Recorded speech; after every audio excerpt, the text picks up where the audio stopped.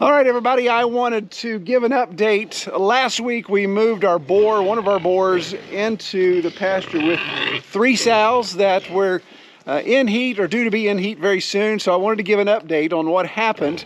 But first I'm going to sling some feed so I can talk and they're not sorting through my pockets here looking for crumbs. So let's get some feed thrown.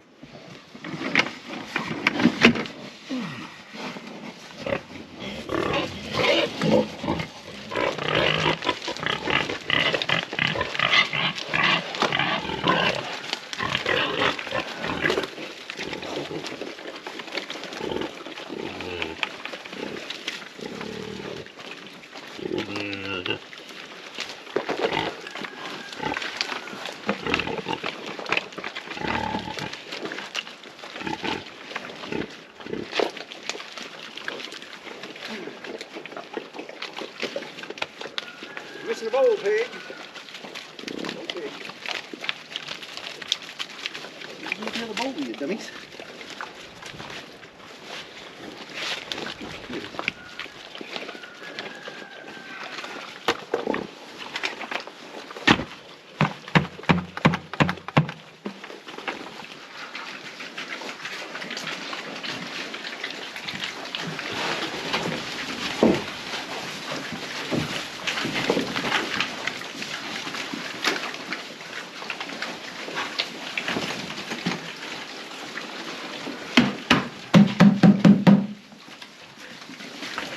Okay, so it was 1 week to the day that we moved our boar over. Right now we're dubbing him Mongo. We're not sure if that's going to stick or not. But so Mongo came over and we had Pepper. And Pepper is the flop-eared sow here. You get the more of the large black conformation. So she was in clear standing heat at that point. Actually not standing, she was in clear heat. She should have been standing that next 12 hours. So when we introduced, you saw some of the video, when we introduced Mongo in, he immediately went to her, checking her out, even tried to go ahead and mount her immediately. She wasn't ready for that point yet, but we think that went pretty well. And then here, Noelle, who's a little bit of the smaller ears, she was due to come in heat the next 24 hours after that, and Merida was supposed to come in heat about a week later, and she's actually in heat right now. So I think initially the first 2 sows were okay with him being there. Again, not necessarily ready to be mounted, but accepted him into the pack here. He's been sleeping in the barn with the rest of them. Merida was a little less agreeable. She's been the alpha pig for so long, so she's no longer the alpha, even though she is, see here, she is clearly twice the size of Mongo, but definitely realizes he's the authority and he's been exerting that. No real signs of aggression, however, from Mongo to the sows or vice versa, other than just occasional knocking around. The first day, I don't think I got it on camera, but the first day, Noelle had a little cut. In fact, I don't know if you can see it still, right there, right on her snout. And I believe that was from what we're seeing right now, which was just a head knock, maybe a little bit of a tusk grab there on the face as Mongo's exerting his authority over the feed bowls. That's why we do 4 bowls and 4 pigs, so they can rotate around, so nobody has to stand in the cold and in the loneliness of being hungry. So everybody roams around. Mongo's just a little more aggressive at roaming. Merida needs to learn to eat faster. She's a slow eater.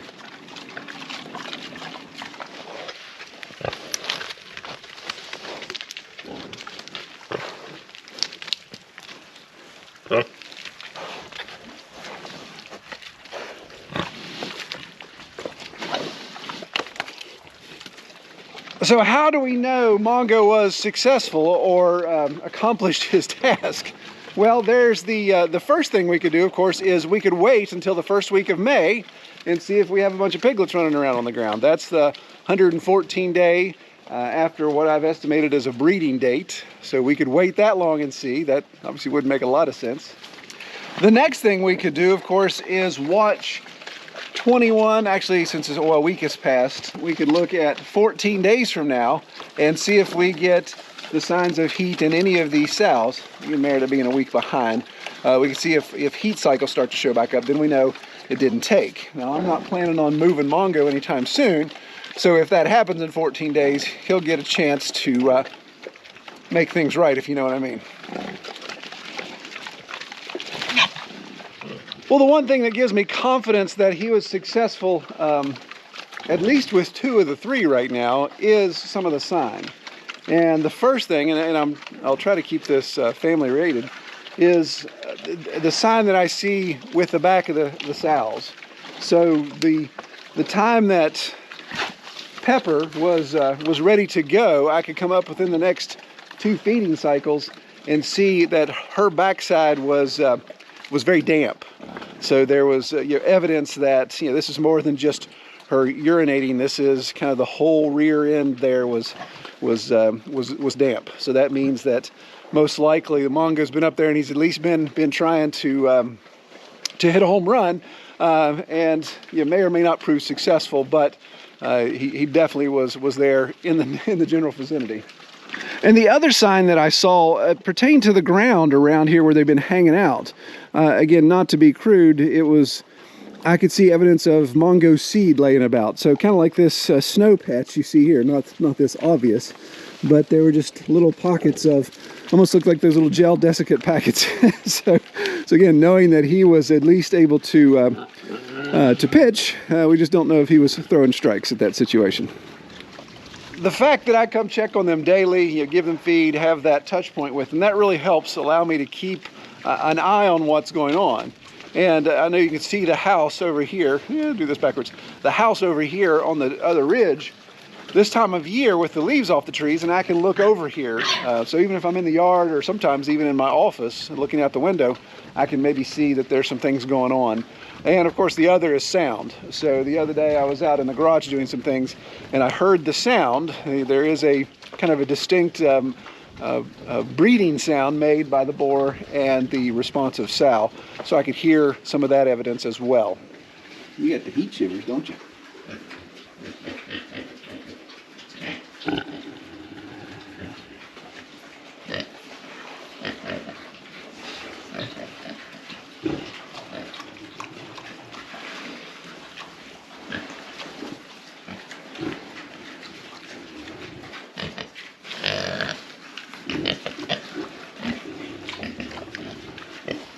So I think, and again, not to be crude, I think even Merida is showing signs. She's definitely in heat. That's kind of the size she gets when she's in heat.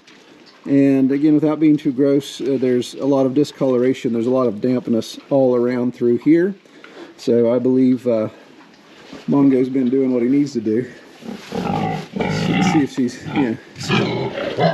she's not really standing right now. So I heard Mongo mounting her probably 36 hours ago, and she was not as willing as the others were. In fact, she was over here, and I was standing on the driveway over there, and I heard the noise, and I'm like, oh, I know what that is, and I could definitely tell it was Merida. I was like, yeah, she's not as consenting as I hoped she would be. So you may be asking yourself, the obvious question is, well, Troy, if you're successful and you've got 3 sows that are possibly going to farrow within a week of each other, what are you going to do with all those piglets should you have successful farrowings? In the history of this farm, the first thing I know is not to count piglets until they're on the ground. So we'll just see how it goes. But the plan, of course, is if we have 3 successful farrowings, there's a chance that could be 30 plus pigs on the ground. So if 3 pigs have a small litter of 10 each, which I'm hoping 10 plus is what we should get. I'll be curious to see what we get out of Merida. Then, of course, I'm not ready to finish 30 pigs. I don't want to have that many pigs for 2021. But there's clearly opportunities there. The first of which is some of our friends have expressed interest in getting pigs from us. Even some of you viewers have expressed interest in getting pigs from us. And I've been taking names down, people that email me. If you're interested, don't use the comments. Use the website form so I can get your email information and we can communicate that way. But yeah, so I think if we have a successful farrowing, there'll be some piglets, a decent amount of piglets that leave the farm to grow up elsewhere. So another thing I'm hoping to do this year, if we have extra piglets, is I want to look at doing some roasters. That's something I've always wanted to try, doing old school pig roasts, whether it's the Hawaiian style dig a pit or rent a roaster and try that. It'd be awesome to have. If the COVID restriction would ever release, then have a bunch of friends out, do a big pig roast, do something like that. That would be fun. And of course, the third thing we'll do is we will raise some out to fully grow out for processing, for our own personal consumption, and also for our customers who are looking for wholes and halves or individual cuts. So I think between those three options, we should be able to offload the amount of pigs that we don't want to finish out here on the farm. I don't want to get in the habit, though, of getting to where I'm scrambling to try to move pigs. So this year will be a test, and we'll do an assessment to see if three sows is too many pigs to have litters.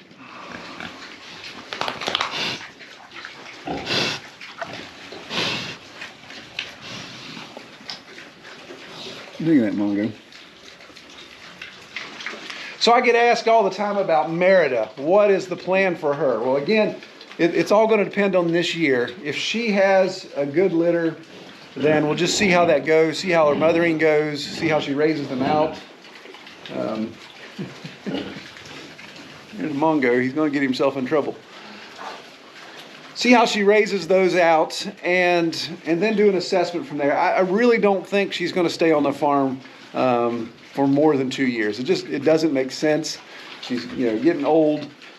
She kind of disrupts our rotation process and our separation process. So even though I'm emotionally attached to her, which I shouldn't be, we'll most likely rotate her out at some point. But really anxious to see what she produces, and curious to see if she does have a good litter. We may even keep some of her offspring for a breed line. I'm curious to see how this large black genetics combines with her Hampshire Duroc mix. So I want to give you an update on these 8 little devils. So they're growing well, putting on weight really well. They're really pooping up the barn really well. In fact, I've laid down quite a bit of hay in the last 2 weeks, and they've already pooped it all over. So we got to get in here and muck that out. For some reason, I guess where I had them in here confined for weaning, they decided to, hey, even though we've got 2 acres of pasture to run, let's come here and turn to whenever we need to. So yeah, it's becoming a little bit supercharged. But this will end up on the compost bin, so all good things, right? Well, the plans we have with this 8 really haven't changed much. Now, all 8 of these are going to grow out to be processed. 2 of them are trade for a friend of mine who's got a farm up near our camp in the eastern part of the state. We're trading 2 to process for 1 of his beef. So that'll be 2 pigs for 1 cow, which we're excited to have that. We like to have grass-fed beef here available on the farm. 2 more, most likely 2 more, will be finished out for our personal consumption. So in what we take to the processor, 2 of those will be processed for us, which leaves us 4. And those remaining 4 will be sold to our customers for whole halves or for cuts.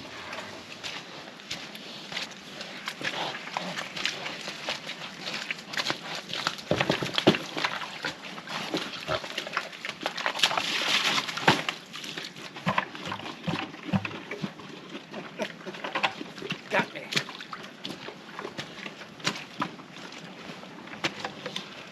All right, so what about these 2 most frustrated men in the world?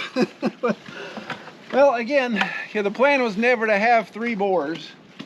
2 boars more than I wanted, but it's been a good opportunity for me to kind of just test and see genetics, conformation, attitude, and I've talked about it before. The brownish red one there, the spotted one, Napoleon, he's got little man syndrome. That's why he's named Napoleon. And I am very, very confident that he will be processed before winter's end, and he will most likely be processed here on farm. Still getting some of the components I need. I've not done a on-farm processing here. I've always helped other people, so it's one of those deals where I want to make sure I've got the right equipment here. We recognize with him being intact, there's obviously that possibility for taint, but we're going to test that. I'm curious to test it.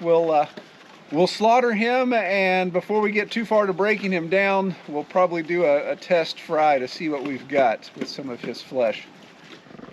So what I'm still trying to decide at this time is if I want 2 boars on the farm versus, I know I don't want 3, so we're definitely going down to 2. But that decision is affected by several things. If I just have 1 boar and I have him isolated in this pasture, then that could make him a little more aggressive for wanting to break out. I have yet, knock on wood, have yet to have a breach of any of these 3 pigs out of my single strand of electric in what I consider the boar pastures. So if I go to 1, I'm afraid, being a herd animal, not wanting to be alone and hearing everybody else further down the valley having a good time, that he's going to always want to get out. So that's made me a little reluctant to have 1. The other option, of course, would be to get rid of 1 of the boars and then put a barrow in here so he could have a buddy to hang out with. I'm not worrying about having to manage 2 boars back and forth and then keeping track of the genetic line and all that type of stuff. Really, as far as the work effort goes, it really doesn't make that much difference to keep 2 boars in this paddock. Now, some have suggested, and even David Crafton, the guy I got all these pigs from, it's my understanding that his gilts are in a separate pasture, but he just keeps his boars and sows together all the time, so that way he's got continual breeding. Obviously, he produces a lot more pigs than I do, so I don't know that I want 2 litters every year from each sow. So that's something I'm still trying to figure out. But we're going to look at 2021 and let that be a test to see what kind of litters we get out of Mongo. And then we may give the pig that remains nameless another chance, give him a chance to maybe pitch and see if he can produce a litter before we make any heavy decisions there. Well, I had several of you comment, why not sell Napoleon or donate him or do something like that? That's an option. Honestly, I really want to do this experiment with taint. And you may think, well, man, it's a shame to waste an animal just to see if he's got taint or not. And I agree, it would be a shame to waste that. Although that meat would not go to waste, it would be used. If it's not for human consumption, we have other opportunities there that it would get consumed. So I don't think it would be a full waste. And quite frankly, it's something I just want to test with this breed line. So some future goals for 2021, and maybe that's a whole nother video to discuss, but when it comes to pigs, obviously we're going to get our genetics figured out here.